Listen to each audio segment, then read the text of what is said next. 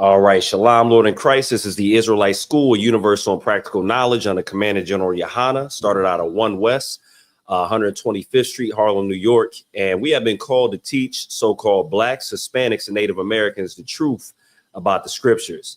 Now, with that truth, that does make some people that tell the truth become the enemy of those who hear the truth. But we're going to get into that.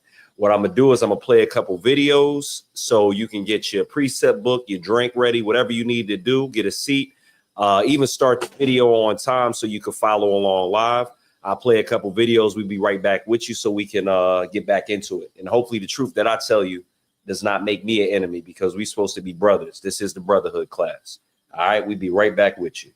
Always sip on my own, don't need you all in my zone. Spend so much time alone while I'm riding strap on my chrome. Always sip on my own, don't need you all in my zone. Spend so much time alone while I'm riding strap on my chrome. Been out of these streets, nigga trying to eat while I duck police. Own family stealing from me. I'm mama told me to pray, but white Jesus can't save me. Get him away from me. I don't know what to say. So many niggas hating me. Get him away from me. Always sip on my own, don't need you all in my zone. Spend so much time alone while I'm riding strap on my chrome. Always sip on my own, don't need you all in my zone. Spend so much time alone while I'm riding strap on my chrome. Always sip on my own, don't need you all in my zone. Spend so much time alone while I'm riding around with my chrome. Always sip on my own, don't need you all in my zone. Spend so much time alone while I'm riding around with my chrome. Trying to keep it on the true side, nigga. Laying low to play it cool now, nigga. Ass niggas on the team, I've been known to get the green ever since I was 2'5", nigga. Coop hanging out the roof, nah, nigga. Cause I ain't stunting on them. Put my whole team on so they ain't wantin'. When niggas doing bad, you know that they be hating on you. Get the hoping that you fall, they be waiting on it. Bullshit get bread from the envy. Best friends get to looking like enemies. When you got it in this bank account empty. Perfect recipe to breed a lot of jealousy. Looking from a bird's eye view. Learn from everything I've been through. Told my baby girl, if you ain't spending life with the nigga, never let him put a dick up in you. Cause if a nigga wrong, I'ma check that shit. And when you paper long, never flex that shit. Told my son, when you getting money, never trick it to a bob and flip it over, then invest that shit. Give a lot of game, trying to bless my kids. Gotta keep it real, that's the best shit. Got hitters up in Philly, back in Texas. When I get up on the track, yeah, I wreck shit. Always sip on my own, don't need you all in my zone. Spend so much time alone while I'm riding strap on my chrome. Always sip on my own, don't need you all in my zone. Spend so much time alone while I'm riding strap on my chrome. Always sip on my own, don't need you all in my zone. Spend so much time alone while I'm riding around with my chrome. Always sip on my own, don't need you all in my zone. Spend so much time alone while I'm riding around with my chrome. I'ma keep it 55th straight. Shout out ISUPK. Let's go ahead. His watchmen are blind. His watchmen are what? Blind. His watchmen are what? Blind. That's what need to be. That's what need to be happening. There need to be more black women loving their husbands. Religion, if you serve any religion, you're serving another God. The word religlia is the Latin word that means to separate or divide. That's the root word of the word religion. Now, if you serve any religion that's not in the Bible, you're serving another God. There's no religion in the Bible. It's that nonsense. And that's why he raising up his priests and prophets here in the ISUPK. Shout out ISUPK. Classes all week, 7, 5, 9 p.m. The brothers dropping that knowledge. Get in class, no excuses. Don't see no motherfucking customer.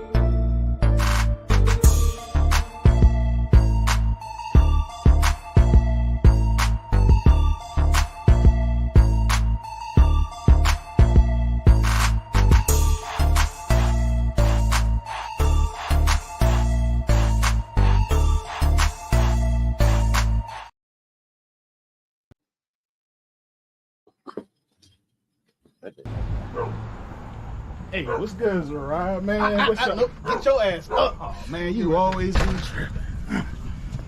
What's going on, man? What's good, Red? Hey, man, they was clowning you at work today, man. So? I mean, we watched the video a couple times, but we really couldn't tell if it was you. Yo, how's your eye? Oh, it's cool. God damn! What's up, Mark? What's up, Mark? Yo, let me get one of them flyers, man. Man, I ain't giving you shit. You better get the hell out of here before Cat Pop come out here. Man, come on, man. Why you gotta be like that, man? I'm trying to come to class, man. Why you acting crazy? Man, you need to go do that. Man, I ain't giving him shit. Man, what? Man, you ain't gonna give me shit. We need brothers to come to class. Damn, man. Ite me yato me tararo tato. Man, you fucking racist, man. Give me this goddamn flyer, man. You acting crazy, home. Man, fuck you. Oh, shit. Tebow, nigga. What? Who? Tebow. Oh, damn, I ain't been to class in a minute. Shit.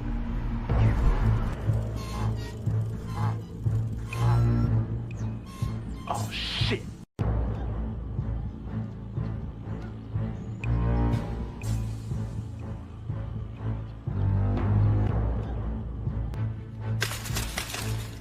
What's up, y'all?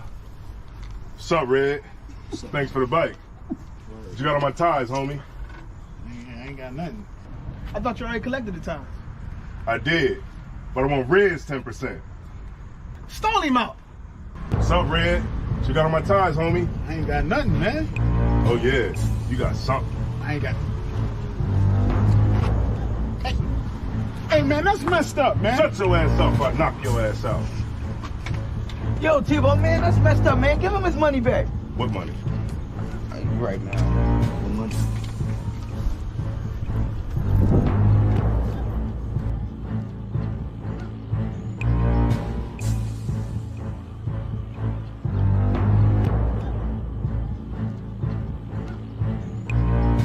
Hey, man, why ain't y'all help me? Yeah, man, I paid my tithes. Man, that's fucked up. If it was y'all, I would have helped y'all. What about the time he took the ties from me in Zariah's backyard? Oh, that was different. Man, let's jump him. Man, sit your ass down, man. Man, I got mind control over Tebow. When he here, I pay my tithes. But when he leave, I pay my tithes. Man, damn, man. I should have just paid my tithes, man.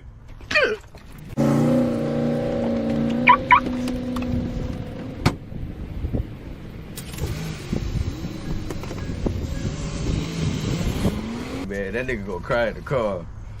He should have paid his tithes. Shit, real shit.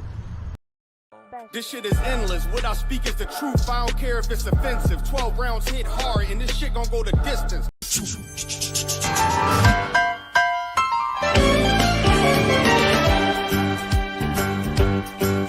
It's a rare condition this day and age to read any good news on the newspaper page. And love and tradition of the grand design, some people say it's even harder to find.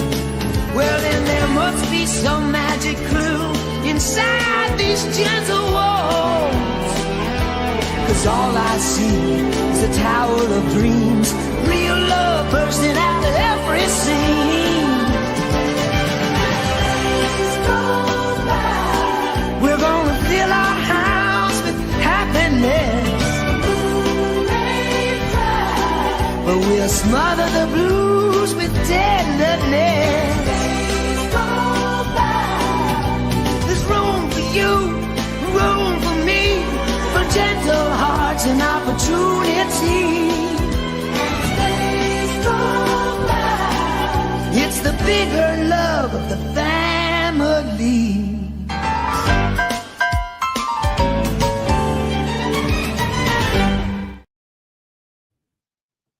All right, so shalom, Lord in Christ, we back with you again. This is the ISUPK under Commanding General Yohana, started out of 1 West, 125th Street out of Harlem, New York. And again, we have been called to teach so-called Blacks, Hispanics, and so-called Native Americans the truth about the Bible. And a lot of times teaching brothers and sisters who are supposed to be your brothers and sisters, supposed to be showing you brotherhood, that can change at a moment's notice with telling them the actual truth. And that comes with the territory. In the book of Matthew, chapter 10 and 35, Christ came to set at variance the mother, the father, and, the sister and the stepdaughter, Salakia, the goddaughter, not goddaughter, Salakia, but the daughter-in-law. But we're going to get into that right now. Could I get Galatians 4 and 16 first, and then we'll move on to the Matthew to go ahead and explain that further. Because right now in this earth, we have a lot of access to different things. So lies get told. But ISUPK, we came here to bring you the truth of what's actually in the scriptures. We came to get you the truth of what the Most High is saying and what Christ wants us to bring to you. So if I can get a brother to read Galatians chapter 4 and verse 16, whenever you got it, Baba Kasha. Khan, it's the book of Galatians chapter 4, verse 16. Am I therefore become your enemy because I tell you the truth? So do we become your enemy because we tell you the truth? Because right now, like I said, in the world, we have a lot of lies. Right now, you're not in control of what you learn. You're not in control of what you eat. You're not in control of the things that you actually see, whether it's on TV, social media, and the news. But when we try to break that stronghold that this devil has on you, we become your enemies. Continue. Khan. They zealously affect you, but not well. Yea, they would exclude you, that ye might affect them. Let's get that from the top one more time, because I'm gonna go ahead and bring out exactly the reason why you receive so many lies, when you're coming up in the school system, when you're coming up, on watching TV. But we become the enemies, but the devil that's presenting to you, they're not the enemies. Khan. Am I therefore become your enemy because I tell you the truth? They zealously affect you, but not well. Yea, they would exclude you, that ye might affect them. But it is good to be zealously affected, always in a good thing, and not only when I am present with you. So just because this is happening, if you have to tell somebody the truth, just let it be done if they become your enemy, because you're telling them the truth. You're actually trying to make sure that they know exactly what's going on and what Christ has called you for and the orders that he sent out. You could drop that. Let me get Matthew 10 and 35. I'm going to read something to y'all. So this is a book, that was, shown to us throughout the ISUPK. And this is Chosen People from the Caucus by Michael Bradley. All right.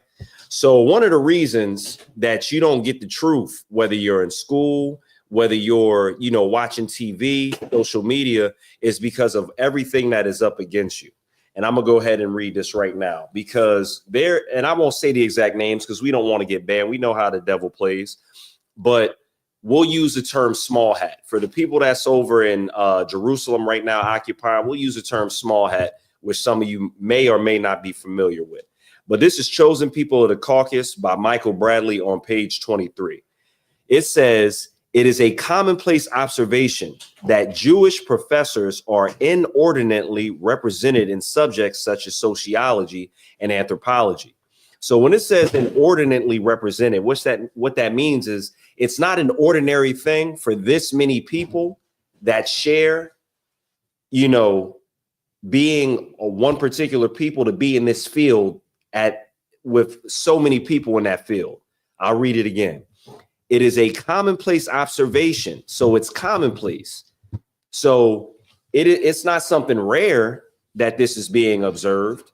They actually know, outside of us, that people are seeing these, quote unquote, small hats in these places inordinately. It says in subjects in sociology, anthropology, subjects of study that deal with human relations and development.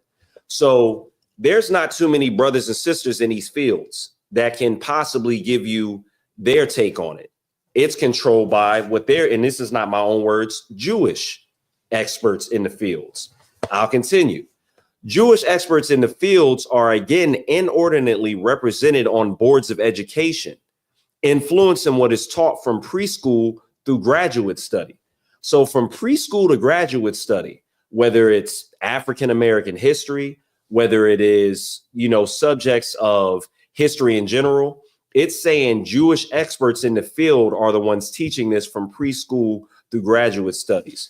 But when the ISUPK comes to you and we say that the oppressor is the devil that the Bible speaks of, we become your enemy. When the ISUPK comes to you and we say things like Blacks, Hispanics, and Native Americans rule Germany, England, and France, we're made to look like fools and we become the enemy. I'm going to go ahead and pull something out real quick about what exactly you're not seeing throughout history to prove that. So what the term I just used, the oppressor, we'll use the oppressor as the devil that the Bible speaks of. That's not something that we just came up with up on our own. That's something that comes from the Bible. But for years and years and years, Blacks, Hispanics, and Native Americans have used that term for Europeans. And I'll show you in a book. This is something that comes from Harvard University Press. And I'll go ahead and hold it up. Officer Mataji Pala, don't worry about pulling it up in the computer. I'll just go ahead and hold it up so they can actually see the picture. So this is the image of the Black and Western art. And this comes from the Harvard University Press, right? So is the picture good enough? Okay, no sweat. But I'm gonna go ahead and read what this actually says, because when we say that the oppressor is the devil that the Bible speaks of, our brothers and sisters, they go over to the devil in the middle of us saying that, we don't feel like this. They're crazy. You see what they got going on. They just need to get a job. We become the enemy. So the picture that I just showed you has a label as number 48. Number 48 says, fabulous figures and Black men marching toward the Antichrist. So that's another term for the devil, the Antichrist. And these brothers are being marched toward the Antichrist because they no longer have the opportunity to serve whatever God they were serving. They're being told that they have to serve the Antichrist. But when we tell you things like that, it's something that you can't even believe. And part of the reason why is because you have small hats that control what you've been learning since preschool and through graduate school. So from now on, when brothers and sisters don't believe what you're saying, you can understand that part of it is because there are strongholds and we're battling principalities in high places. All right. So let's go ahead and get that in Matthew 10 and 35 about becoming, enemies with your brothers and your sisters and your mother and your father. This is the book of Matthew, chapter 10, verse 35. For I am come to set a man at variance against his father, and the daughter against her mother. So that's happening because we're learning the truth. A lot of us have personal experiences where there's something that's happening and we're learning something, and then we bring it to our families. That causes a friction. That causes an issue. I know his brothers that could tell a story right now, about issues that they have with their family because they've decided to learn the truth and then teach the truth. And then there's a friction there. It's no longer the smooth words that the pastor would normally tell you, that you can do anything and be anything because Christ died for your sins. We don't tell that lie. We tell the truth that you have to repent from your sins. You can't eat pork, shrimp, crab, and lobster anymore. You can't sleep with any and everything anymore. And then we become the enemy because we want to inject a little morality into your life. Continue. Come. And the daughter-in-law against her mother-in-law, and a man's foes shall be they of his own household. You're in your own household and you have foes there because you simply wanted to teach what Christ taught. And a lot of us don't even realize that. We think, oh, this is good news that we about to tell brothers and sisters, that the plight of Blacks, Hispanics, and Native Americans is soon going to come to an end because a Black Messiah is going to come through the clouds with 200 million angels. And when we tell people that, they become the enemy. Let me get that one more time from the top. This is the book of Matthew, chapter 10, verse 35.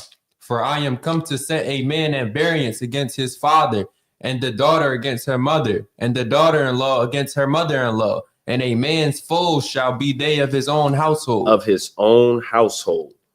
Salakia. Let me get Mark 16 and 15. And one of the other things that you'll start to realize is there's really no brotherhood in the world that's described in the Bible outside of ISUPK. That's right.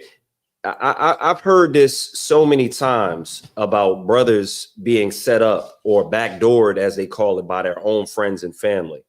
Or you're committing a crime with somebody, and then they sell you for a seafood platter at the precinct. Salaki, you look like you was about to say something. Oh, Salaki, that was Mark 16 and 15. Because if you notice how many groups out there in the music industry were making money together. You had tons of groups. You had Rockefeller. You had State Property. Name some other groups anybody else knows out there that was making money together. They're no longer friends. The Diplomats. Yeah, Dipset. But when you see how these brothers treat each other or how they act towards each other now, they don't have any brotherhood at all.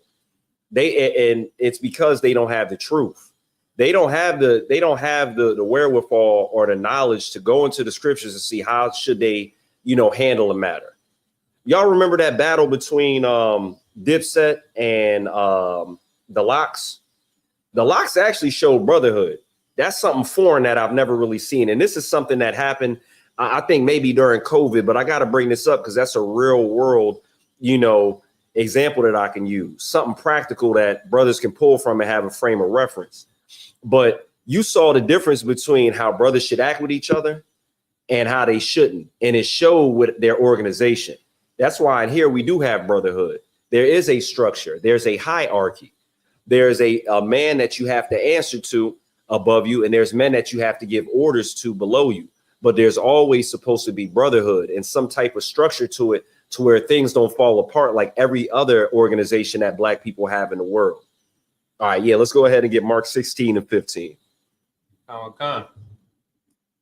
This is the book of Mark, chapter 16, verse 15. And he said unto them, go ye into all the world and preach the gospel to every creature. So this is, Salaki, if I could, this is Christ saying this. That's the reason why we do this. We're going and we're preaching the gospel because it is called of us to do so. That is actually a very brotherly thing, to know that you're going to be ridiculed, chastised, and then you still go ahead and you get on that platform and you just yell at the top of your lungs the truth of the matter behind it. How many times brothers done went to camp and they had to deal with, people just saying all sorts of things or even throwing things or trying to fight them because you try to tell them the truth. The pastor in the Christian church is going to tell you something smooth so he doesn't have to have any friction. Right. The imam is going to tell you something smooth so he doesn't have to deal with there being issues between you and them. But when we come out, we got to do what Christ told us to do in Mark 16 and 15. One more time, Salakia from the top. And he said unto them, go ye into the world and preach the gospel to every creature. That's why we got to do this. No matter what happens, some brothers, they end up dropping their sword because day in and day out, they got a battle. And that demon is literally telling them, look, man, this is ridiculous. They ain't never going to get it. This, that, and the fourth. They the 2/3. Go ahead and drop it. You don't got to keep doing this. You can go ahead and go home and watch reruns of Martin on Saturday. You can go to LA Fitness and go play basketball. You don't got to sit here and contend with Black people who still believe that Barack Obama was a Black Messiah, or people who still believe in Martin Luther King. When we know Martin Luther King was just out here chasing whitetail. That's all he was doing. Martin Luther King was actually unbrotherly. And his birthday coming up soon, Salakia. God. They treat Martin Luther King like he was sent from heaven, when really he was just having the lust of, his father, the devil. And then when you tell Black people this, you're going to have to contend with them. You're going to become their enemy. But it's brotherly to tell them the truth. It's not brotherly to give them lies.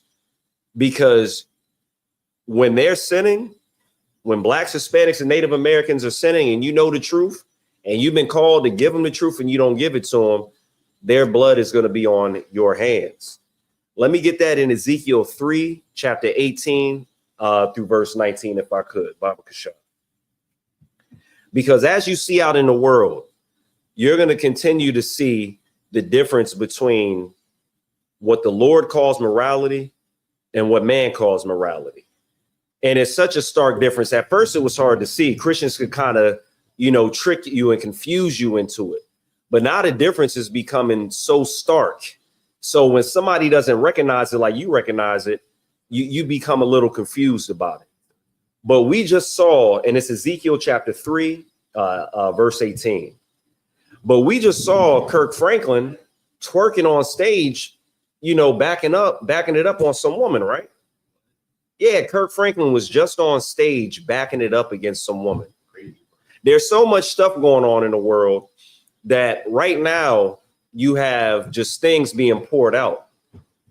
And you're starting to see the truth of the matter. Like, for instance, there was just a situation where some, oppressor, some, Caucasian woman was in the delivery rooms and in the I believe it was the NICU units, and she is breaking the bones of black infants. And we trying to tell blacks, Hispanics, and Native Americans for years, since 1969, never to trust the oppressor. Right. Because things like this are going to continue to happen. If you had a wary eye, or not even a wary eye, a suspicious eye towards your enemy, they wouldn't be able to get over on you. One of the black fathers said that the nurse was very kind. Yeah. She was answering all their questions. Right. But if she was so kind, how did those black children's bones being end up broken? 7 of them. Because you don't want to hear the truth. You don't want to feel that. You don't want to feel the brotherhood that we're actually giving to you. You want to believe that acceptance from the oppressor is going to happen when it's not. It's never going to happen. You're going to face covert racism instead of overt racism and not even see it coming. And it's going to be at the expense of you and your children. Salakia, go ahead. It's the book of Ezekiel, chapter 3 and verse 18. When I say unto the wicked, thou shalt surely die, and thou givest him not warning, nor speakest to warn the wicked from his wicked way, to save his life, the same wicked man shall die in his iniquity. So, matter of fact, let's get that one more time. I'm gonna break it down for you real smooth and easy. Khan, Ezekiel chapter 3 and verse 18. When I say unto the wicked, thou shalt surely die. So when you hear the laws, the statutes, and commandments telling you that if you depart from doing the will of the Lord, you're going to die. Continue. And thou givest him not warning. And we hear these things and we know these things, and we don't tell blacks, Hispanics, and Native Americans, the actual natural born Israelites, the truth. Continue. Nor speakest to warn the wicked from his wicked way, to save his life, the same wicked man shall die in his iniquity. It would be a brotherly thing if we knew what we were supposed to tell you, and we did. It would actually save your life. Why wouldn't that be a brotherly thing? So on the opposite end of the spectrum, when the pastor is literally telling you that you can still live a homosexual lifestyle, they are not trying to save your life. Their blood is going to be on your hand.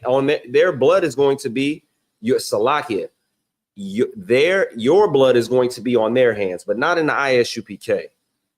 We have to show extreme brotherhood, even when it's uncomfortable for a brother to tell another brother the truth about what he's doing. Right. Still do it because it's required of you. Christ asked you to do it. Ezekiel is giving you the rundown on what should be done. It's plain and simple in the scriptures in this particular verse. Continue.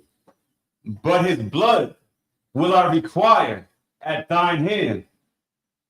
Yet if thou warn the wicked, and he turn not from his wickedness, nor from his wicked way. So if we warn the sinner about what they're doing is wrong, contrary to what's going on in the world. Continue. He shall die in his iniquity, but thou hast delivered thy soul. So unfortunately, if we tell you and you don't listen, we'll be fine, but you won't. Let's drop that. Let me get 1 John chapter 4 and verse 20. Let's get into these brotherhood scriptures, because what we have to realize is what's happening right now with all of the nonsense that we seeing on TV, whether it's social media, TV, whether it's somebody who just is captivating audiences. They're more worried about themselves than you. And that's not what brotherhood is. So you're being sold, up the river, as they say, because somebody would rather line their pockets than align with their brother and actually help him out. So that's 1 John chapter 4 and verse 20, if you could, Baba Kashan. Khan. 1 John chapter 4 and verse 20.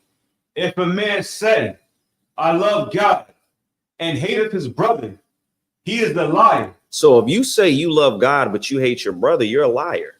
If you decide to line your pockets, if you decide to serve yourself, like, for instance, selling drugs, you say you got drug dealers that say they love God.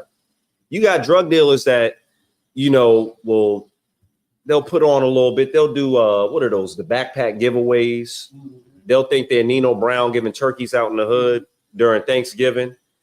But what you're doing is destroying the community. Yeah. What you're doing is you're turning, the people around you, you're turning their parents into crackheads. You're bringing violence, because with the drugs brings violence and it brings chaos and crime. That's unbrotherly. Let's read that again from the top. Because if you say you love God, but you're doing things like that, you're a liar. Continue. If a man say, I love God, and hateth his brother, he is a liar. For he that loveth not his brother whom he hath seen, how can he love God whom he have not seen? So when you say you love God, those are just words. You've never even seen what God looks like. You have the opportunity to see men and women right in front of you, and you don't love them. And you can see what they're going through. They're going through the same thing as you're going through. They don't have money to pay their bills. They got the notices on their doors for eviction. The electric is getting cut off. And instead of coming up with a plan that can help everybody out, you say, you know what? Let me sell drugs. So what you do is you further take away the ability for them to pay their bills, because if they chasing drugs, they leaving everything else behind. Exactly. Let me get Matthew 6 and 24, if I could. They're chasing the drugs. They leaving everything else behind. That drug is a demon that literally eats away at you. Time passes before you even realize what's going on. And then you think that you could say that you love God, but you're destroying his actual children. That's a lie. The scriptures say that's how you could tell the difference. I hear so many rappers reverence God and use his name in vain. But you promoting drugs. You literally selling out. You literally doing things that you know will hurt your people and that are unbrotherly. But on the other hand, you speak in words that just don't match up with those actions. Right. And that was Matthew 6 and 24, if I could. Khan. It's the book of Matthew, chapter 6 and verse 24. No man can serve two masters, for either he will hate the one and love the other. So you can't say that you love God, but you selling drugs. Right. You can't say, like Martin Luther King did, you can't say you love God, but you breaking the commandments and chasing white tail. You can't do that. Is any more on that before I go into it? Let's get it. Or else he will hold to the one and despise the other. In this instance, you have your lusts and you got your brother. If you serving your lust, you're not going to love your brother. If you serving your lust to sell drugs or you chasing tail, you're literally going down a path to destroy him and yourself. Because if you think of it this way, let's use Martin Luther King. I want to use him because I believe his birthday is coming up pretty soon. And people, they look at him as like a martyr that died for something that was, something to be died for. But really what he died for was he wanted to be unjudged when he was having orgies with the oppressor's daughter. That's what Martin Luther King really wanted. Martin Luther King led his people, as he said into a burning building because he had lust. He had lust in his heart. That's what he wanted to do. And there's nothing worse than a leader who is chasing something for himself and that would lead his own people astray. If you look at the conditions of us today, go ahead, you got it. Salaki, sir, sorry to interrupt you, but when you brought up Martin Luther King, right? And when you say you can't serve two masters, like a lot of people believe that you can be for the benefit of white people and black people at the same time. Exactly. You know what I mean? And it can't work like that because because the white person's agenda is to keep us down. Exactly. You know what I mean? White people will never betray their own people. Do you remember when Captain Tazaryak did an interview with a guy named It from like one of those love shows back in the day? Yeah, he was it was on the street, right? Yeah, right, you know right. What I mean? And I remember he asked that white girl, will she love his people or something like that besides that? But overall, Salaki, I got it for you. He pretty much asked her who did she like more or something to that effect. Go ahead. Salaki. Yeah, and she didn't betray her people online like that. You know what I mean? But black people, we do it all the time, and you can't serve two masters. Damn right, and that's an excellent point right there. Because if you look at it exactly the way Kaash is saying it, it's hard to serve the needs of Blacks, Hispanics, and Native Americans at the same time as any other nation, because you have to make a choice.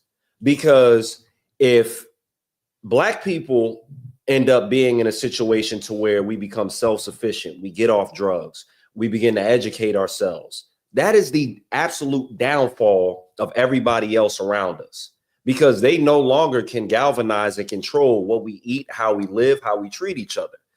And I've said this before. If Black people literally had less violence in, the ghettos, the barrios, and the reservations, then that means that a lot of industries that are, predominantly worked by the oppressor, those will start to fail. Right. Because each and every time that a Black, a Hispanic, or Native American body hits the ground in the hood, the oppressor's economy gets $400,000. Whether it's the ambulance, the coroner, the lawyers, the justice system. Just imagine all those jobs that would leave once crime went down. Right. And look at the position that we're in till this day that Martin Luther King pretended to be marching about. But right now, we're still in a situation where you just see complete and utter chaos. You have people like Sexy Red and Puff Daddy, Megan Thee Stallion, and actual drug dealers that just ruined our community, like Big Meech, being praised.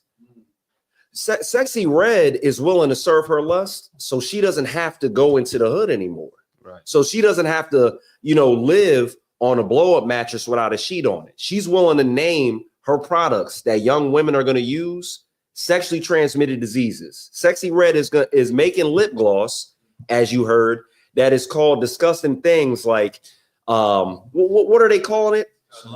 Gonorrhea, syphilis, yellow discharge.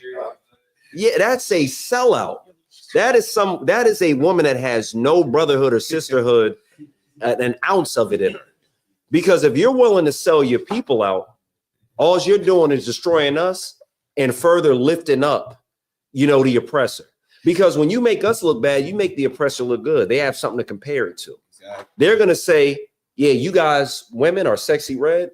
And then what's the girl that sings? She's an oppressor. She's white. She's like she's real slim. She can't dance. Taylor Swift, the water. And that's a shame that I was able to describe her like that, and the brother was able to get it. Ottawa was able to know exactly who I say can't dance. Taylor Swift. Somebody who has not an ounce of talent in their bones is literally somebody that is looked at as something good because they're able to forecast us in a manner of just pure filth because we were willing to sell out. Puff Daddy. When the last time you heard about Epstein Island? something that was extremely big, an entire island of just freak, nasty, weird sex and molestation is going on. And then because Puff Daddy wanted to be a sellout, they can now put the face of Blacks, Hispanic, and Native Americans as something evil and sexual deviance. If we just had an ounce of brotherhood, we wouldn't be so destroyed. Christ has been offering us in these scriptures so many different ways to be brothers and sisters to each other. So many different ways for us to carry out the culture and do what's right. And we have to take that example. Because right now, Salaki, I don't know if it sounds like I'm beating up on, Blacks, Hispanics, and Native American, but I'm not. I'm telling you the truth, whether it makes me an enemy or not, because that's how the men above me raised me up to be. You got to tell the truth. You can't be a soothsayer in this. You got to be an actual brother. Like brothers know if they got a father in their life, sometimes that father's going to say something that's going to cut you deep. Your father is going to say something that is the truth. It's not something you wanted to hear, and you gotta swallow that. Pause, because it's something that's real. It's something that's needed to be said. Salakia. Sometimes your mother, she got sisterhood in her, but sometimes she's going to be more of the compassionate one, the one that is going to try to rock you when you fall and hurt your knee. I remember one time I was and this is a personal story. I was in college acting a fool. I was running amok. And I remember, instead of doing exactly what I'm supposed to be doing, I'm not really holding a job. I'm doing this, that, and the fourth. My father, he came to me and he said something that I'll never forget. He said, I don't even know how you look in the mirror. I'm like, what are you talking about? He was like, well, when you look in the mirror, you don't see a man staring back at you, do you? That's brotherhood right there. That's something that I needed to hear. From that point on, I straightened up. I'm not even gonna lie.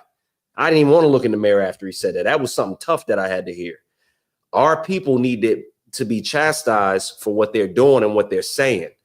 You got Megan Thee Stallion making us look like just complete idiots twerking for Kamala Harris. Is that what we call them, brother and sisterhood? That's what we call them, brother and sisterhood. Megan Thee Stallion busting it open at a presidential, a presidential candidate's run. That's what we got going on. Waki, you had something you was going to say? Campaign. That's what we got our sisters doing, busting it open. Blah. That's not what we should be doing, and we should speak against that, whether it makes us an enemy or not, because that's what brotherhood is. If we could get the book of Matthew, chapter 25 and verse 31, because we're going to see that after a while, this oppressor is not going to hold any punches with us. I was watching something on Instagram where the oppressor was saying something to the effect of this was a teacher, and he's saying it to a classroom full of students, black and white. And he's saying, and the oppressor is saying out of his devil lips that do you know what gated communities are for? It's so I don't have to live around your kind. And then a brother or sister so ignorantly says, but you're gonna have to. And the oppressor pretty much was like, no, not for long. So contrary to whatever you believe that you're gonna get acceptance, contrary to whatever you think is gonna happen, the oppressor is gonna make a way for them to be separated from you, like we've been telling you this whole time. Martin Luther King sold you a dream that was just so he could have sex with different types of women. And you believe that you can survive around these people, and you cannot. We need to be brothers and sisters and understand that all we have is each other. Like Zephaniah 2:1, correct? Zephaniah 2:1 tells us to gather ourselves together. That's what we need to do. That would be the brotherhood and sisterhood thing to do. Salakia, if I could, Matthew 25 and verse 31. This is the book of Matthew, chapter 25 and verse 31. When the Son of Man shall come in his glory. So this is talking about Christ when he returns and comes in his glory, and he comes with them angels. Continue. And all the holy angels with him. Then shall he sit upon the throne of his glory. So he's going to sit upon the throne of his glory, which was given to him by the Most High God. And he's going to come in all power. He's going to come to where nobody can touch what he's doing. He's going to be sitting on the throne of David. Continue. and before him shall be gathered all nations. So before Christ is going to be all nations. That means he's going to rule over all these nations and make the decisions of what's going to be happening and what's going to be the plight and the blessing of those nations. Continue. And he shall separate them one from another. Christ is going to separate these nations one from another because Christ always shows brotherhood. Christ is going to separate the nations one from another because he's showing blacks, Hispanics, and Native Americans brotherhood, because we can't live around these nations for much longer, or there will be no flesh left, as the scriptures say. Christ is the best example of brotherhood that you can take from the scriptures ever. He's literally going to separate all nations, but that's to our benefit. Any more on that? Continue. As a sheep divideth, as a shepherd divideth his sheep from the goats. Christ, and the analogy that was used was Christ is going to separate the sheep from the goats. What are we called? We're called the sheep, right? We call the sheep. Christ is going to separate us. Let me get Luke 1:69 to get a little bit more on that. And we should try to get our people to separate. Exactly. Not so much as who you're working with, not so much, because some people, we don't have a choice on who we work with, who we live around, but we need to separate our minds and our hearts from this oppressor, because Christ is going to eventually do it. We believe that brotherhood or Salakia, not, well, yes, I'll say we, and I'm speaking from the standpoint of not knowing the truth, that brotherhood and sisterhood comes from everybody getting together and living one big happy family on earth, kumbaya. When it says when Christ comes back, with all these angels, he's going to separate the nations. Right. That's what brotherhood is. Brotherhood is not subjecting yourself to being a fourth and fifth class citizen, while the oppressors from different countries get to come over here and rule over you and your people. And then you're fighting in the hoods and the ghettos to be the top fourth and fifth class citizen by selling drugs to each other. That's not what brotherhood is about. Salakia, you're about to say something, or you had the verse for me? I'm going to say something. Kind. And also, you know what I mean? These other nations, one thing I notice is when they get so-called oppressed or attacked by a certain group, they all band together. Damn right. And they can like stop Asian hate. You know what I mean? They can now they can get a bill because they all came together in solidarity. You know what I mean? Right. Nobody folded. Nobody said, oh, let me try something different. Let's be peaceful with them. Nah, they took it to the streets. They took it to the government. You know what I mean? And now they have a bill against that. And that's what black people need to start doing. But for some reason, we always have to have a race trader. Right. You know what I mean? There's always a sellout, somebody to say or go to the oppressor, you know what I mean, and try to smooth things over. Right. And that's excellent. That's something that I want to kind of highlight, because we talked about this a little bit last week, but there are so many instances where the oppressor sticks together so well. When one of them commits a crime against black people, they're able to stick together enough and show each other brotherhood to raise money to get that person out of jail. Go ahead. Oh, that oppressor that just killed the homeless brother on the train. Exactly. What's his name? Jordan Salaki. I don't even remember the brother's name, unfortunately. I think the brother's name was Jordan Neely or something. That sounds very familiar. Right. But man, you look how much praise that killer got. Right. You know what I mean? Like, he went all the way down to Donald Trump and stood up. And they celebrated him. You know what I mean? But we won't even remember our fallen heroes. You At know what all. I mean? Like, damn, nobody even remembers about Slakia. I feel bad now. What's that? He just got killed by the police officers. Robert Brooks. I think his name was Robert Brooks. You know what I mean? He was beaten to death inside. Yeah, they were like choking and smothering. Right. He was just recently beat to death. But Salaki unalive. That way we don't get yeah, no sweat though. You got it. Yeah, but he was recently unalived by the police. Right. And you know what I mean? Nobody black or Hispanic is talking about that, in my circle at least. You mean to tell me we didn't raise any money to help, put them to rest or anything like that? Brotherhood and sisterhood is a weapon. It's an absolute weapon, because every single time you look around, the oppressor is able to weaponize their brotherhood and sisterhood against us every single time. And then instead of us coming together, we try to gain their acceptance and become like one of them. That's what we try to do. And all that does is further deteriorate at us, our culture, our understanding of living. It's something that we're going to have to come to grips with eventually before it's too late. If I could get Luke chapter 1 and verse 69. This is what Christ is going to do for us as our brother when he shows extreme brotherhood. Luke chapter 1 and verse 69. And he have raised up a horn of salvation for us in the house of his servant David. So the Most High has raised up someone for us, a savior in the house of King David, somebody from the bloodline of David. And that's Christ. That's who we talking about. The ultimate brother. Continue. As he spake by the mouth of his holy prophet. As it was prophesied in all these books that these Egypt swallowists try to tell us are fake. Calling the Most High a sky daddy. When they don't have an ounce of brotherhood within their organizations or whatever camps that they run with. But the Most High, through these prophecies, has let us know that Christ was coming before time and even the times that's coming. Continue. Which have been since the world began, that we should be saved from our enemies. That we should be saved from our enemies. The Most High sent Christ to be a brother to get us away from our enemies. We should at least take heed and start the process, right? Exactly. We should at least listen to what's happening in these scriptures and go, you know what? Let me stop dealing with these devils on a level to where they can continue to affect my community.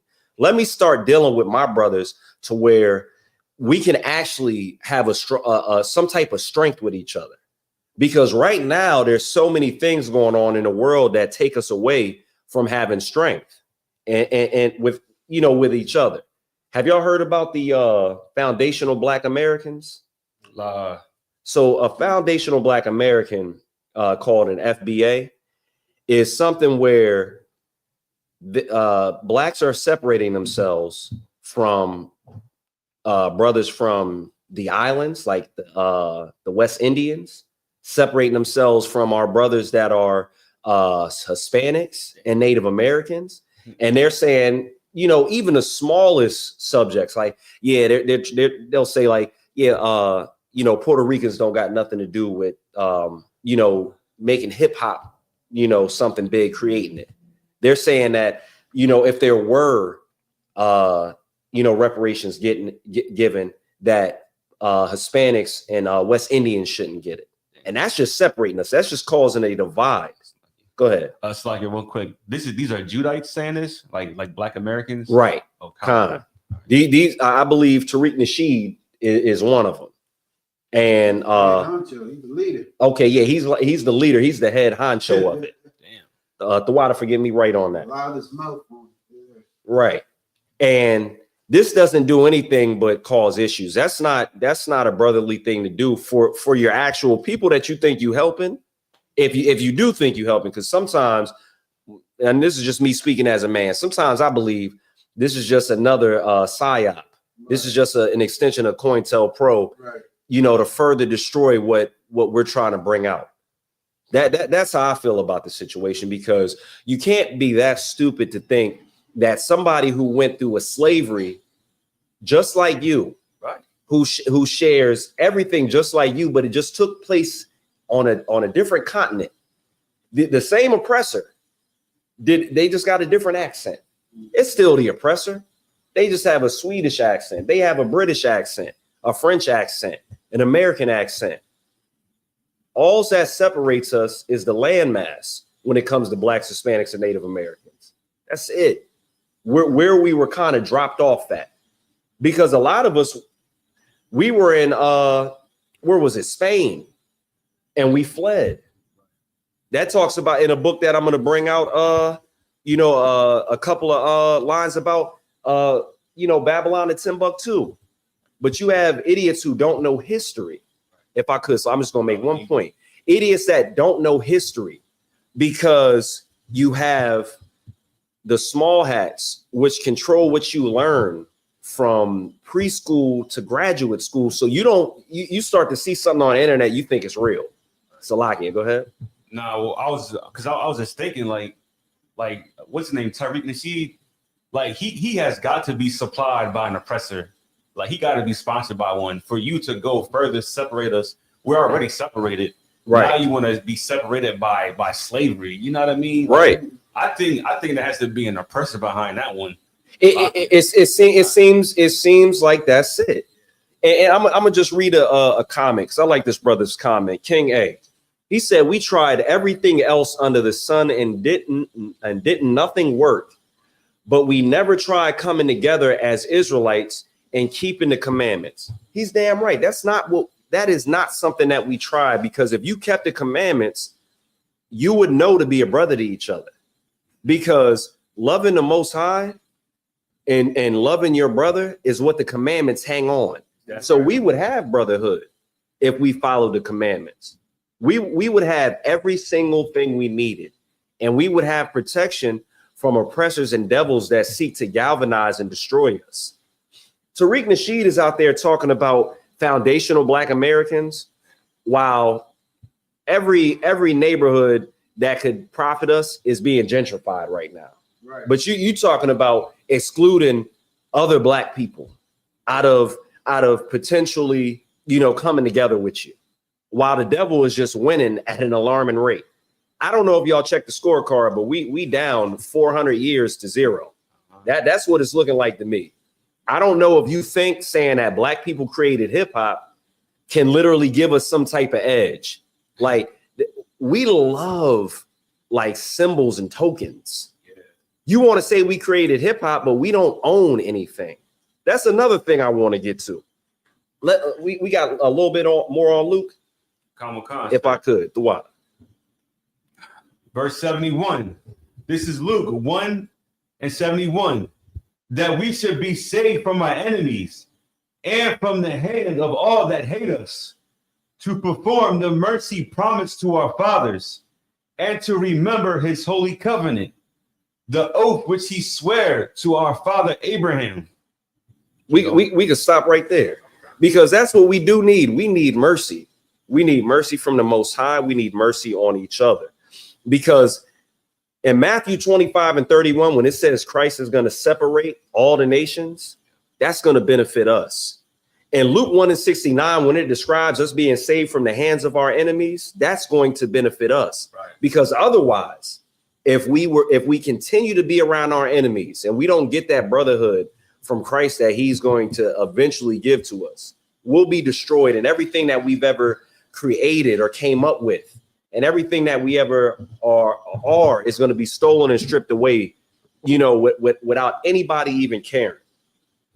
I know I keep referring to these books is because for the longest time, we haven't even known what we should read, what we should do. The Bible is the end all be all. Right. The Bible doesn't need a mate. But for the less spiritual people out there who may need to hear something from the words of somebody else to understand, I could do that for you. I'm a brother. I could do that for you. This is a book called Encyclopedia of the Ancient Roman Empire, right? And when the oppressor was around us, I'm going to show how he stole from us gold and our culture. I've showed this before. This is a menorah. Some people call it the menorah. And this is what the Romans stole. They got together and they stole it from us. What else do they steal? They steal our culture when we come up with music. That's why we need to be separated. If we had more brotherhood, we would be better off. Like, think about it. We talked about Rockefeller. Think about Jay-Z and Dame Dash. They could have created so many more opportunities for brothers and sisters to showcase their talent, right? Now they're broken apart. Seems like Jay-Z only worries about himself now. It seems like he wants to be the head honcho, the billionaire, and nobody else can really get the benefit of that. I hear he created millionaires, this, that, and the fourth. But on the other hand, I hear Dame Dash saying that there were so many people who were supposed to come to Rockefeller that Jay-Z wouldn't even sign off on. And it seemed to be because they were a threat. He didn't have brotherhood. And a lot of times what can happen is it could be jealousy. It could be fear of losing your position.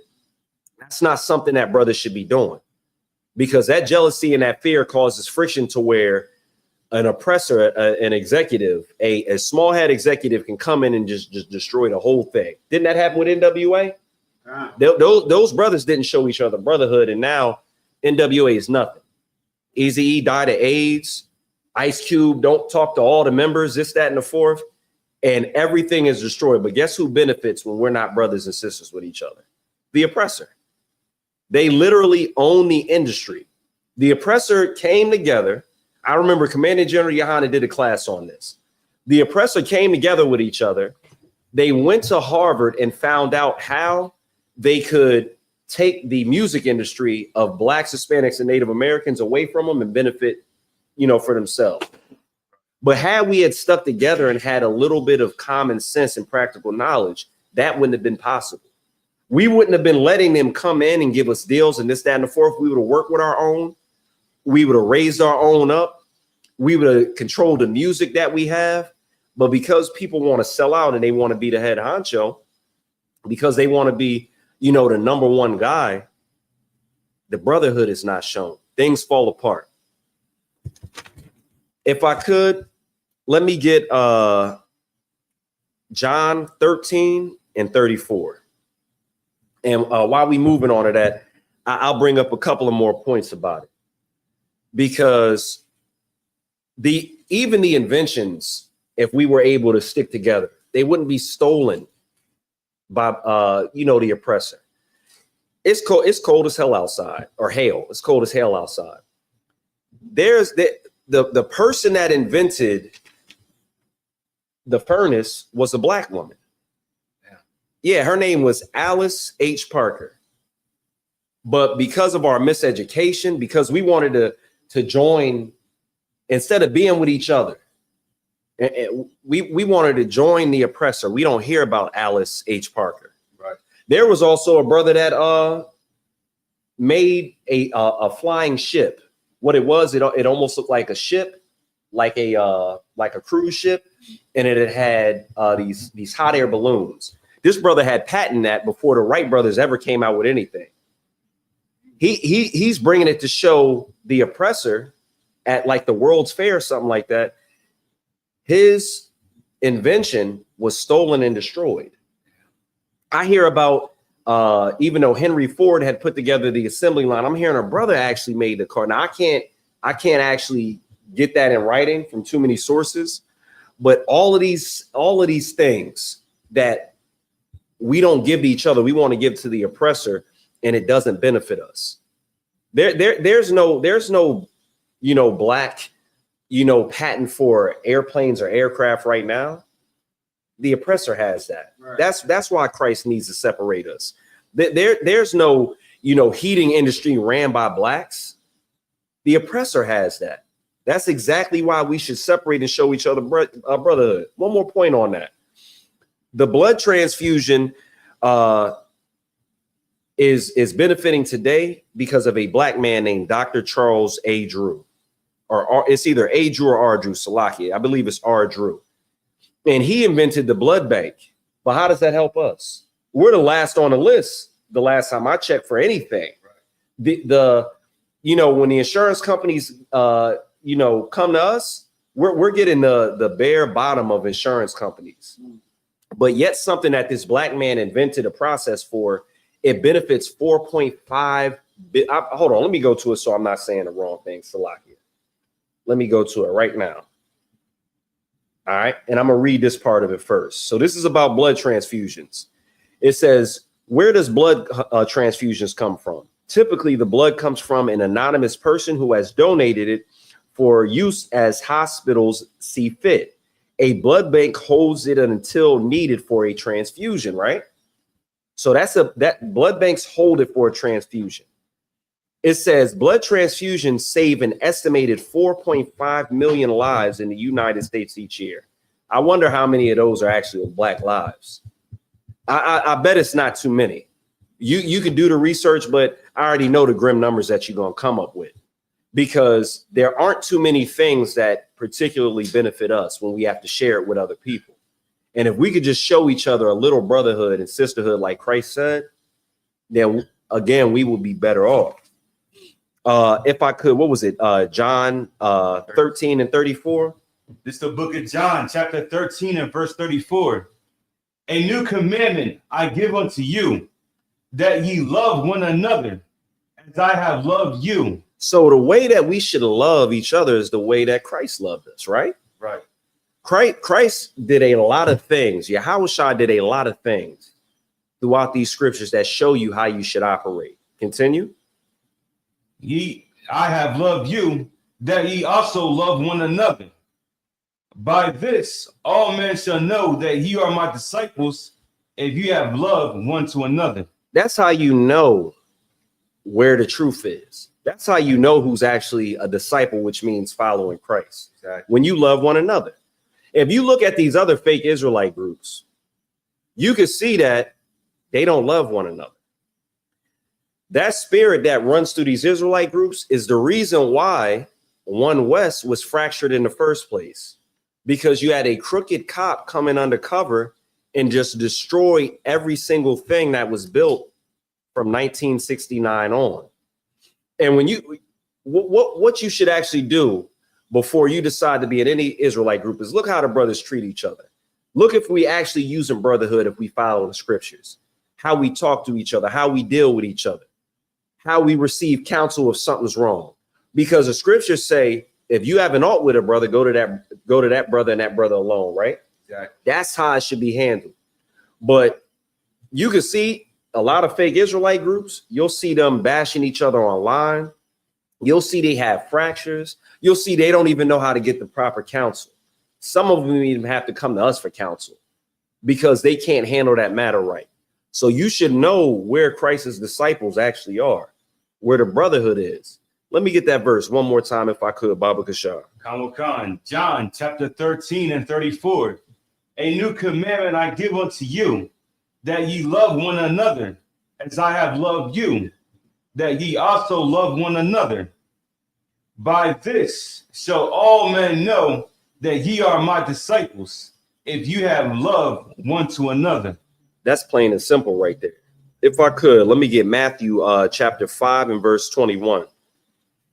Right now, as you look at the plight of black people, you can literally see how many times there's a negative image of us in social media. You'll see, brothers talking about what they can do and what they've done to other brothers. They're buying weapons that are modified to shoot 1,000 rounds a minute, just so they can deal with another brother. And it's pure. A lot of times it's just we call it hating, like you hating, like it's just pure hatred. Like the issue is we've developed a culture to where you believe you have to stand on the head of somebody else just to look good. Like the problem is, if you could down somebody on social media, it brings you up.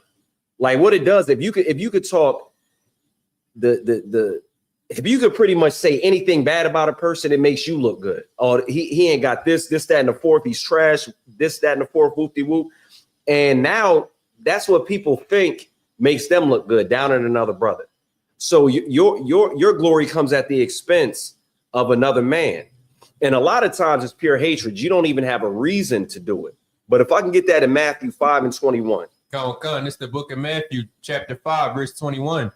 Ye have heard that it is said, Salakia, ye have heard that it was said by them of old time, thou shalt not kill. So back in the day, when Moses delivered those laws, statutes, and commandments in the old times, it was said, thou shalt not kill. That was a commandment. Christ is about to up it a level. Continue. And whosoever shall kill shall be in danger of the judgment. Whosoever kills his brother is going to be in judgment of the damnation that comes with that sin. Continue.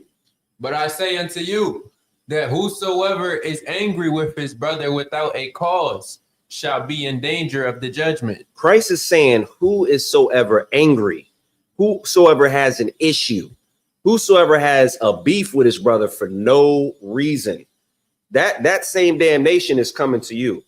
You can't have an issue with a brother just because he grew up on 63rd Street. You can't have an issue with a brother just because the neighborhood that he's from has the Hoovers and yours is something completely different. You're the 40s. And all of that type of ridiculousness is it's just being flown throughout the internet. Y'all see the brother, what's his name? Like 4 Extra. I don't know if y'all brothers see him, but he's all over the net right now. Y'all ever seen this brother? You said 4 Extra. Live. It's a brother that's a Crip. And the fat chubby dude. he's a brolic dude. He's about 260 something pounds. And all he talks about all day is how he knocks people's heads off when he was in jail and on the street. Like, but that's the things that get portrayed about us.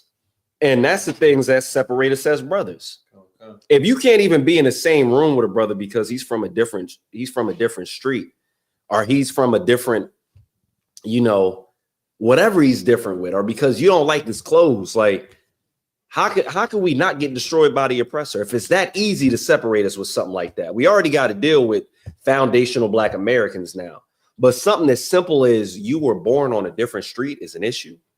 That's outlandish. It's just pure hatred. And a lot of the reasons why we need to be separated is because we would be able to deal with each other far greater if it was left up to us. We would be able to deal with each other on a level to where we would know not to do certain things. But right now, it's easy to deal with each other in the way we do because we have a wicked man ruling over us. I'm going to go ahead and read something from Babylon and Timbuktu, if I could, Baba Kashar. And then we could hold Luke 6:31. Okay. All right. I'm gonna go ahead. So this is the book of Babylon, the Timbuktu.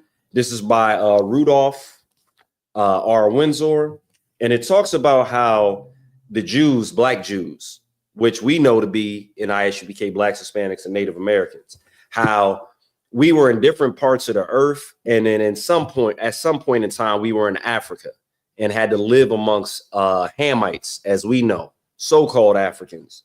And this is just another reason why we need to have brotherhood and be separated.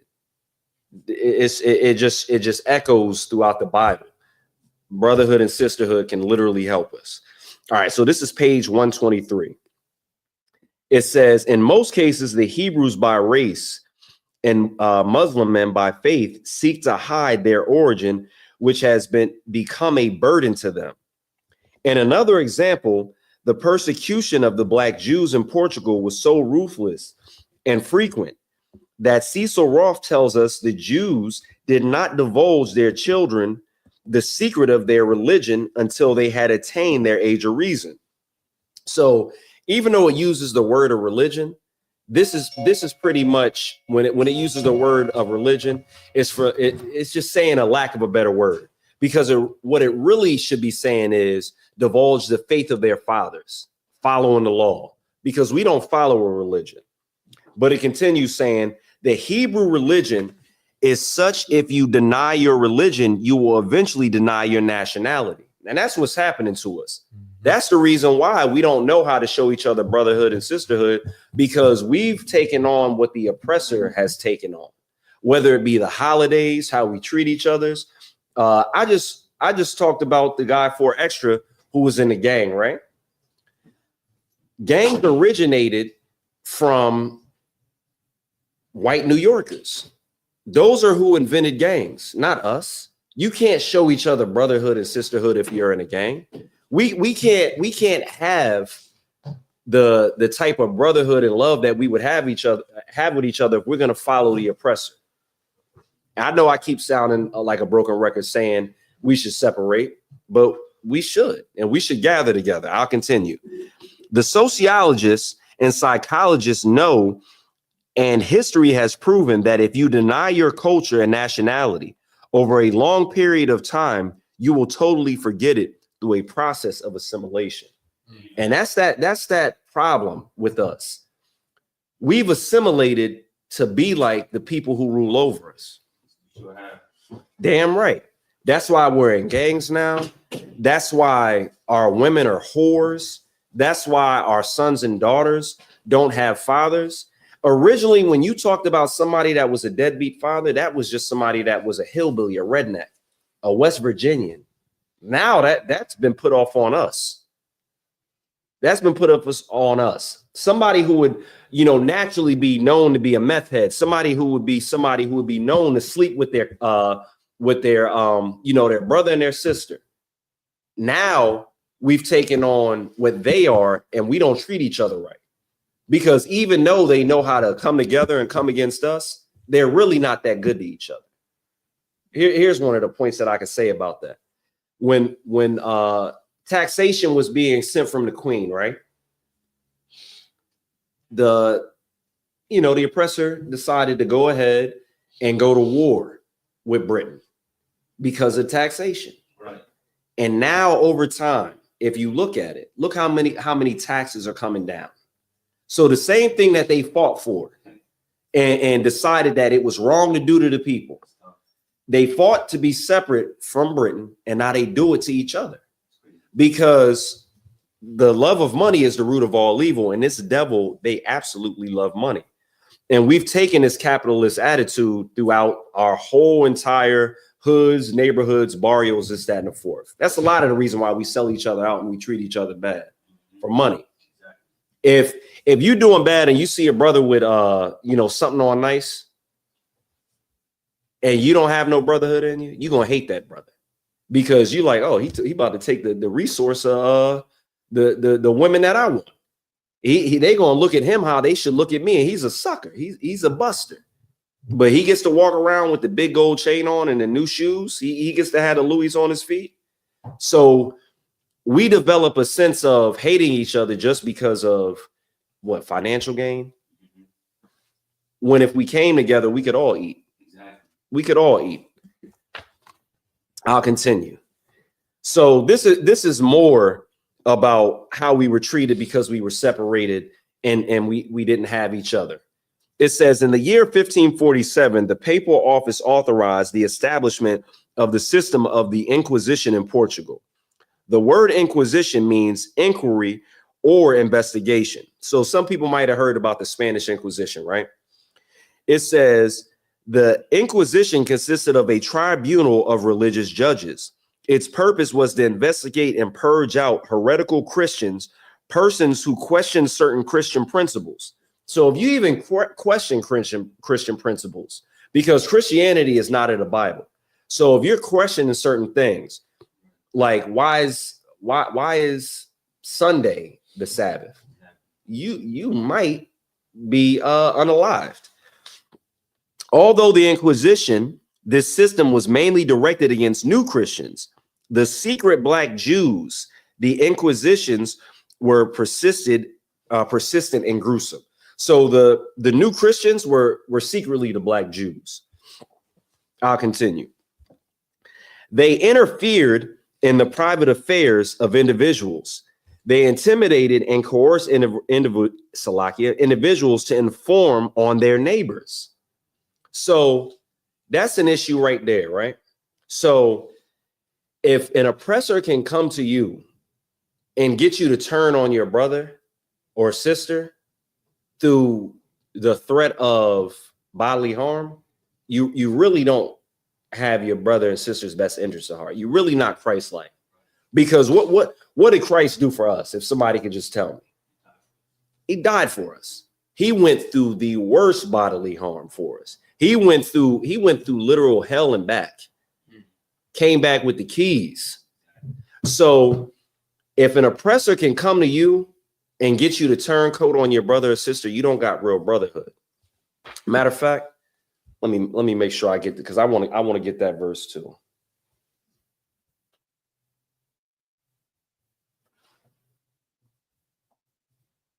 What was you looking for? I'll get it for in a second. I typed it up. But what verse were you holding for me? 6 and 31. Let's hear that while I find it. Khan, this is Luke chapter 6, verse 31. And as ye would that men should do to you, do ye also to them likewise. Do you want somebody turning you in because they got scared that they was about to get investigated, or they got scared because they thought bodily harm was coming to them? Don't do it to your brother. In these last days, there's going to be issues with all types of things that are going to be happening. And we need to be strong enough to hold each other down.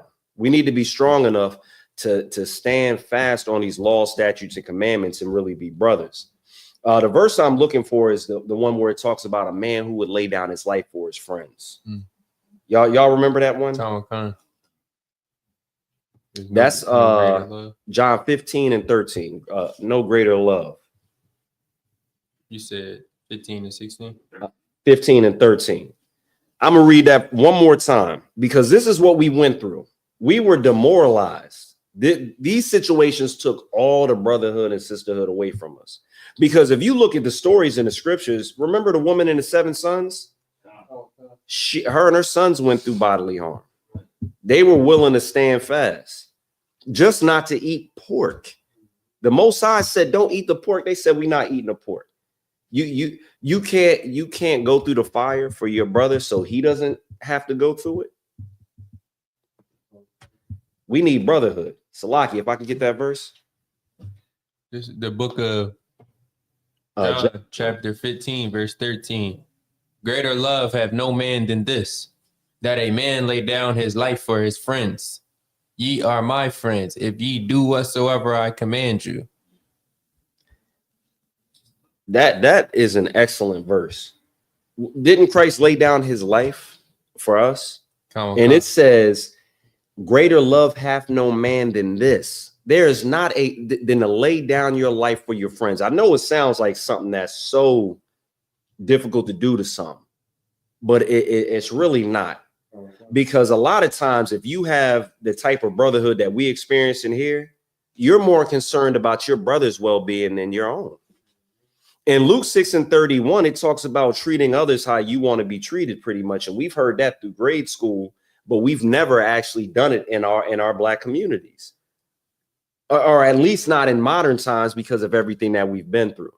And a lot of it's not our fault. We have a common enemy to blame, because what we forget is that we can't accept or ever received acceptance from this devil, because eventually they'll show their rust. They'll show it. If I can get that verse one more time in John 15 and 13. Greater love have no man than this, that a man lay down his life for his friends. There's no greater love than that. There's a story, and I'm gonna show this brother's face in this book, because his name was Saint Maurice. He was a black man, and he was in control of over like 6,000 Black Knights. And at the time, the rulers, the Catholics were, I believe it was the Catholics at the time, whoever was ruling had more power than him. And they tried to get Saint Maurice to kill other Black people that believed the same thing he believed, because there was some weird bat god that, a lot of oppressors were serving. And they were like, we're not serving that. So they sent them to talk to him. And then eventually Saint Maurice would not kill those people. He decided to take Salakia. He decided to not unalive those people. And he eventually ended up laying down his life because they came to unalive him. And we don't learn things like this. What we've been learning is to save ourselves. That's what we've been learning. This is a depiction of Saint Maurice right here. Whether or not he actually looked like this, because there's so many different pictures of him. But we don't get to see images like this because we've been lied to. We don't get to have stories like this because we've been lied to. Our oppressor knows that if they keep things like this from us, we could turn into Sexy Red. We could turn into Meg Thee Stallion. We could turn into Puff Daddy. And then they could have that whole lifestyle, and continue to look like angels of light when really they're just the vessels of destruction. If they could shine the light on the few of us that are really that bad, then the multitude of them can continue to live the life that they want to live. And that's the issue. Let's go to Mark chapter 12 and verse 28. If I could, Baba Kasha. Because at some point in time, you know, these words that we've been giving you all these years since 1969, maybe at some point in time it'll dawn on you, and you can help save yourself and have your salvation with, you know, Christ. But you're going to have to take steps, and you're going to have to treat your own people right. You're going to have to take that hatred that you've started to have from serving, you know, trying to serve two masters, because all those images you see of Taylor Swift and any other devil, it begins to eat away at you because they're shown as beauty. They're shown as great. So you begin to hate yourself and the people that look like you. And then you're not able to show your brothers and sisters brotherhood. We bring this up all the time in the ISUBK, the ugly doll test. How can you treat your people good if you don't know how much you're really worth? If you don't know that you're a child of God and you think you're some 4th, 5th class citizen that was, you know, grafted into salvation by being snatched out of Africa and into slavery, how can you really love yourself? That's why we're trying to teach you the truth, so you can actually love yourself and those around you. Let me get that. Mark 28 and 31. You said 28? Yeah, the book of Mark, chapter 12 and verse 28. Salakia. This is the book of Mark, chapter 12 and 28. And one of the scribes came, and having heard them reasoning together, and perceiving that he had answered them well, asked them, which is the first commandment of all? So which is the most important commandment at all? Which is the thing that we should do? Continue. And Jesus answered them, the first of all the commandments is, hear, O Israel, the Lord our God is one Lord. Mm-hmm. And thou shalt love the Lord thy God with all thy heart. And if I could, for the troopers, whoever wants to answer it, what is the love of God? Yeah, so like he had his hand up first. Keep the commandments. Damn right. So we have to keep the commandments. Continue. Khan. And thou shalt love the Lord thy God with all thy heart, with all thy soul. Over everything, you should love the Most High. That means put him first. That means everything else you're going to have to love less. Continue. And with all thy mind, and with all thy strength. This is the first commandment. And the second is like, namely this. So he's going to go into it, what this is about. And this is what it's all about. Whether it's treating your brother how he should be treated, whether it's laying your life down for your brother, or just plainly telling him the truth when something is wrong, and not thinking that you need to go ahead and build yourself up off your brother's destruction, whether it's talking bad about him on social media, whether it's seeing him in the street and, you know, unaliving him, or just simply doing something that you know is going to benefit you but hurt him. This is what this is all about, not doing any of those things. Continue. Thou shalt love thy neighbor as thyself. You should love your neighbor as thyself. If you're a sane person, you're not going to set yourself on fire, right? Because you love yourself. You have a value of your life. Even the small, you know, things that have been done to, not Salakia, not the small things, even the things that have been done to us largely over time that have made us have a self-hatred. We still love ourselves a little bit. A sane person loves themselves, but we have to have the type of loves that we have for ourselves, for our brothers and sisters. And that's the only way we're going to get through it. Because why would Christ want to rule a kingdom of people who hate each other and have them rule other nations? You know, why would Christ want to have a kingdom to where we don't even know how to judge a matter? If you don't know how to love your brother and your sister and have compassion on them, how can you judge a matter? Brotherhood and sisterhood is literally what's going to get us out of this hellhole and able to make it to Christ. With that being said, I'm gonna go ahead and pass the class over to priest and officer Matajia.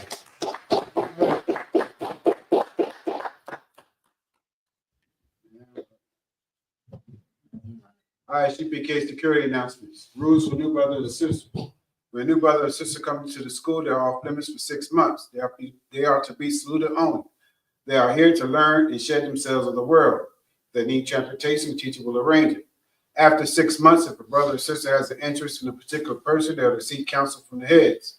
Tithes, which is a commandment. Numbers 18:21, Malachi 3:8-10, means 10th in Hebrew. Ma'ashara, that's 10% of every penny of any increase the Lord gives you. Priest funds, free will offerings for the priest. It's not mandatory. It's whatever amount you like to donate. Upcoming holy convocations, we have the Feast of Purim. It's going to be on March 13th and 14th. That's a Thursday and a Friday. That's March 13th and 14th. That's Purim, the Feast of Purim. Also, right after that, we have the biggest of all holy days. That's the Passover, which is going to be in Atlanta, Georgia this year, April 12th. All right, April 12th. That's a Saturday.